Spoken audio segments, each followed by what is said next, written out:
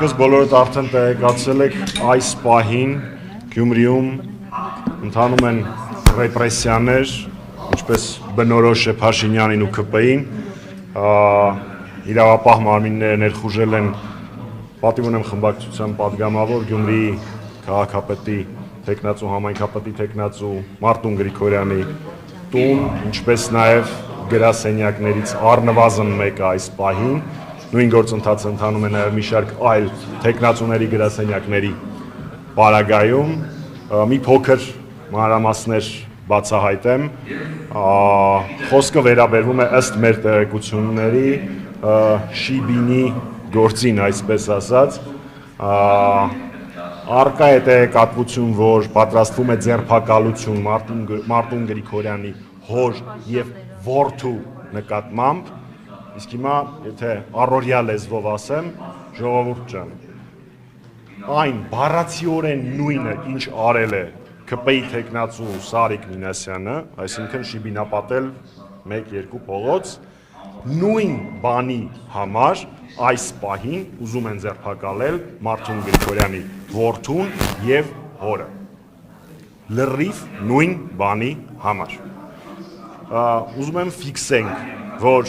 դեմոկրատիային երգում ինչ են երգում, չգիտեմ, այս պահին պատիվ ունեմ խմբակցության 2 падգամավորների նկատմամբ, բառացիորեն այս պահին իրականացվում է ռեպրեսիա։ Դահլիճում Տարոն Մարգարյանի անձեռնմխելիության հետևից են եկել, Մարտուն Գրիգորյանի հորը և որդուն փորձում են ձերբակալել։ Բառացիորեն այս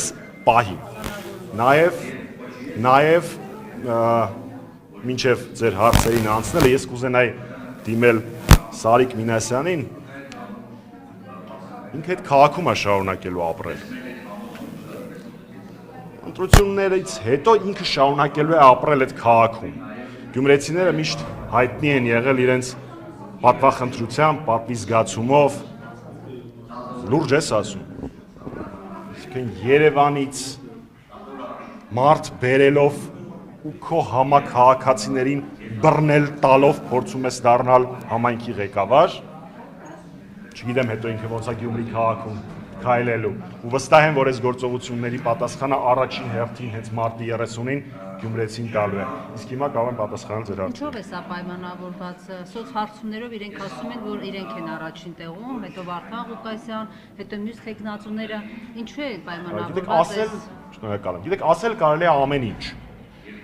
բայց ակնհայտ է, որ Գյումրին բոլոր առումներով, ես այդ բառը չեմ սիրում, բայց մերժում է ՔՊ-ին։ Դա նկատելի է թե սոցիալական ցանցերում, թե փողոցներում։ Գյումրիում նույնիսկ քննարկվում է, որ անընդունելի է, որ որևէ մեկը ՔՊ-ին ձայն տա։ Իմիջիայլոց ուշադրություն սիրելի գյումրեցիներ։ Դա Սարիկին ձայն չի, դա ՔՊ-ին ձայն է։ Դա Նիկոլ Փաշինյանին ձայն է, որովհետև Սարիկ Մինասյանը համաձայնվել է, որ հիմա Նիկոլ Փաշինյանը միացնի ռեպրեսիվ ապարատը։ Ինքը ուզում է համայնքի ղեկավար դառնալ ռեպրեսիվ ապարատի օգտագործմամբ։ Այնպես որ եթե նույնիսկ առաջ ինչ-որ մեկի մոտ կասկածներ կարող էր լինել, ապա հիմա միանշանակ Սարիկ Մինասյան եւ Նիկոլ Փաշինյան անունները հոմանիշ են։ Ուղղակի Նիկոլ Փաշինյանը Գյումրիում հանդես է գալիս Սարիկ Մինասյանի դեմքով։ Իշխանությունները վախի մեջ, վախի մթնոլորտի մեջ են։ Բայց գյումրեցիներին դրա համար գնում են նման քայլ։ Դե գիտեք, այստեղ առաջին հերթին փորձում են վախեցնել Մարտուն Գրիգորյանին, որը ծիծաղալու է։ Ուղղակի ծիծաղալու։ Իրանք լավ ճանաչում են Մարտունին։ Դժվար ինքը sense բաներից վախենա։ Սա առաջինը։ Երկրորդ, մեր գյումրեցի եղբայրներին եւ քույրերին։ Իրանք այդքան չկան, որպեսզի գյումրեցուն կամ որևէ քաղաքացուն Հայաստանի Հանրապետության վախեցնեն։ Ու ես վստահ եմ, որ մարտի 30-ին իրանք դրա պատասխանը կլսեն։ Բնականաբար մենք մեր բոլոր լծակներով եւ գործիքներով մեր ընկերոջ կողքին ենք, այս պահին դեռևս քննարկվում է հարցը, թե ինչ է տեղի ունենալու Մարտուն Գրիգորյանի հոր եւ որդու հետ կապված, բնականաբար ողջ ընթացակարգի ընթացքում մենք լինելու ենք մեր ընկերների կողքին։ Պարոն Ամիջանյան, ինչով է պայմանավորված, որ վերջի քարոզարշավի վերջին օրերին են այս գործողությունները իրականացվում, այսինքն իրենք գուցե ներքին հարցումներ են արել, արդեն հասկացել են իրավիճակը ինչպիսին է։ Իսկ թվում է իրանք իրավիճակը ինչպիսին է գիտեին ամենասկզբից։ իրանց սցենարով երևի այսպես էր նախատեսված, այդ շոուները իրանք պետական կառավարում չեն իրականացնում, դիվանագիտությամբ չեն զբաղվում, սա որ նստած շոու ծրագիր են կազմում։ Հիշեցեմ նաև երեք Նիկոլ Փաշինյանի հայտարարությունները դա հայտարարություններ չեն, դա հիստերիա է, խնդրում եմ տարբերակել քաղաքական հայտարարությունը հիստերիայից, դրանք երկու տարբեր հասկացություններ են։ Երևի իրանց շոուով հավաքովի վերջին զանգի սցենարիստների հավաքածու է, վերջին զանգերը տարի չի լինելու, որոշել են սենց բաներ բեմադրել։ Չգիտեմ ինչի հենց այսօր, գուցե բանավեճով պայմանավորված, որի ժամանակ վստահաբար ԿՊ-ի տեխնացում խայտառակ էր լինելու, չգիտեմ կոնկրետ դրդապատճառը, ուղղակի վախեցել են, դեղերի ուշացման կանխավարկածը միշտ կա։ Իսկ բացառում եք, որ իսկապես իրավապահների զբաղվելու գործ կա այդ սցենարը։ Ես բառացի ներկայացրեցի, իդենտիկ նույն պրոցեսն է, ինչով զբաղվել է Սարիկ Մինասյանը։ Եթե հիմա Սարիկ Մինասյանի մոտ էլ գնա խուզարկություններ, օքեյ։ Իրենք ընդորում պետբյուջեի, քաղաքապետարան բյուջեով են անում։ Փաշինյանի հայտարարությունները երեկվա դեպքամաց ազգային ժողովրդից նասի պետք է ասֆալտին պարկասնել։ Նախ ինչպես նշեց Մարտուն Գրիգորյանը հենց նոր Գյումրիում ուր ասֆալտ, որը մի հատ էլ այդ ասֆալտին պարկացնել։ Իրանց պահած Գյումրիում ասֆալտ չկա։ Միջալոց Մարտուն Գրիգորյանը խոստացավ, որ երբ որ քաղաքապետ դառնա, այդ խնդիրը կլուծի եւ արդեն այդ ժամանակ իրենց հանցանքների համար Փաշինյանի թիմակիցները կպարկեցնեն նորմալ, հարթ, լավ կառուցված ասֆալտի վրա, թող անհոգ լինեն։ Այսինքն 10 տարի առաջվա լավ էլի բան կայացել։ Ինչ վերաբերում է հարցրեք գյումրեցիներին։ Այս իրավական ինչ հետևանքներ կարող է ունենալ։ Այս իրավական, սա նույնիսկ իրավական էլ բեսպրեդել չէ, էլի, սա ուղղակի բեսպրեդել է։ Այս ամեն ինչը իրանք ուղղակի չեն հասկանում, որ նման իրադարձությունները կաթիլ ավելացնում եւ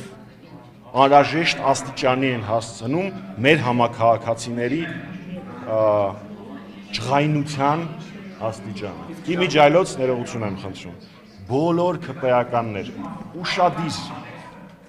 նորից միացնում եք Հովիկ Աղազարյանի հետ տեղի ունեցող գործընթացը երեք, այսօր ու մի քանի ամիս առաջ։ Ու տենց նայում եք, այդ ձեր հետ է տեղի ունենալու հերթով ամեն մեկին, որովհետև Նիկոլ Փաշինյանի հետ գործարքի գնալը վերջում բերում է այս արդյունքի։ Ինչ վերաբերում է թե ինչ սրանից հետո տեղի կունենա, ինչքան շատ մարդու մոտ կայունանա այն մտածողությունը, որ Փաշինյանը փորձում է կերտել ավտոկրատիա, դիկտատուրա, այնքան ավելի շուտ այդ ամբողջը կավարտվի։ Իսկ ժամավաճառությամբ չզբաղվող Աննա Վարդապետյանը անելիք չունի։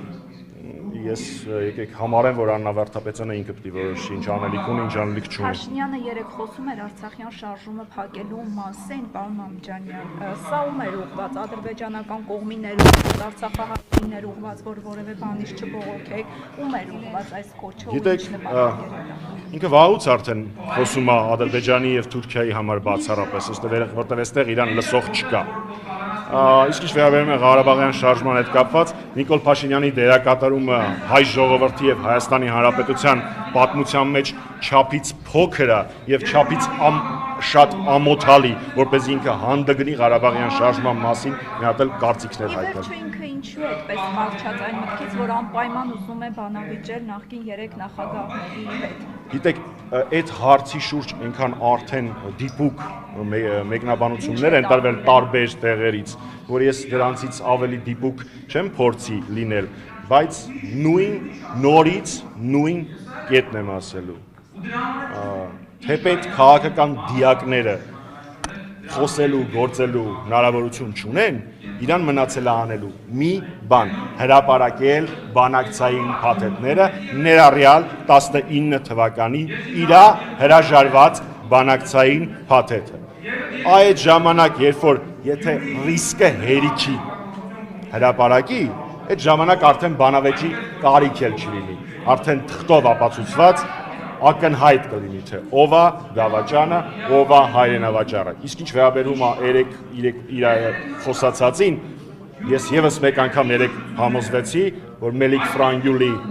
ճակատագիրը Փաշինյանին հանգիստ չի տալիս, ինք ուզում է ամեն ինչը անի, որ նույն ճակատագրին արժանանա։ Շատ շնորհակալ եմ, եթե ելի մեկնաբանություններ ունեն, կասեմ, ասա պարոն Կիրակոսյան։ Պարոն Մամիջանյան, Նիկոլ Փաշինյանը խոսելով Սերժ Սարգսյանի բանակցային գործընթացի մասին տվեց թիվ 1 կապիտուլյանտ ձևակերպումը, նշելով, որ վերևը գործընթացը հասցրել էր փակուղում եւ նկատի ունենալով Սերժ Սարգսյանի հայտարարությունը որպես վարչապետի տեխնացու, որ գործընթացը բանակցային չկա, ուղիղ չեմ նշում։ Շատ լավ, ես հասկացա։ Նախ, եկեք ֆիքսենք, սիրելիներս, նախագահ Սարգսյանի 20 թվականին արած ճշգրիտ որակումը, մականունը այնքան պինդ է կպե Փաշինյանին, որ իրան ավելի շատ կապիտուլյանտ են ասում, քան Նիկոլ Փաշինյան։ Դա իրան հանգիստ չի տալի, 5 տարի մտածել է ինչ պատասխանի ու լավագույնը ինչ ինքը հորինեց, վեր կանա ասի կապիտուլյանտը դու ես։ Դե ինձ թվում է մանկապարտեզի մակարդակի արձագանքներին մեկնաբանություն տալու կարիք չկա, իսկ ինչ վերաբերվում է ձեր հարցի մյուս հատվածին, կապված ապրիլ ամսին վարչապետի ընտրության ժամանակ նախագահ Սարգսյանի, պատգամավոր Կարեն Բեկարյանի հարցին